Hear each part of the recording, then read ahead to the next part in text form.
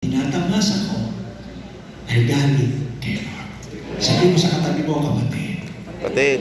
Sabay-sabay, kapatid. Ang lahat ng bagay ay galing kay Lord. Huwag kang maramo. Palakpakan ng malakas ang malakas, Lord. Napakahinang palakpak! Lakas-lakasan! Alright? Balik tayo doon sa baksa. Gagalit eh. Next. Paul forgot what was behind and pressed on toward the goal.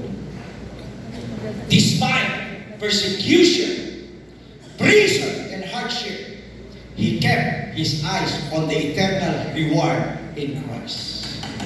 Sabi mo sa katabi mo, focus lang. Focus lang. Next slide.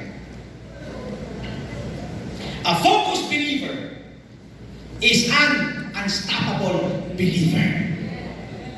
Hindi ka pwedeng pigilin kapag ka nakapokus ka palagi kay Lord.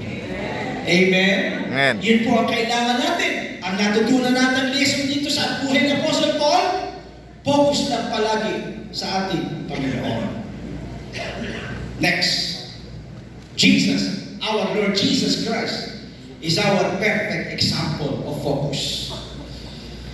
Hebrews 12:2, looking to Jesus, the founder and perfecter of our faith, who for the joy that was set before him, endured the cross, despising the shame, and is seated at the right hand of the throne of God.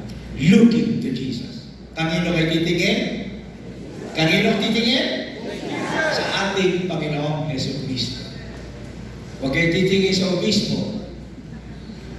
May pagkukulang din po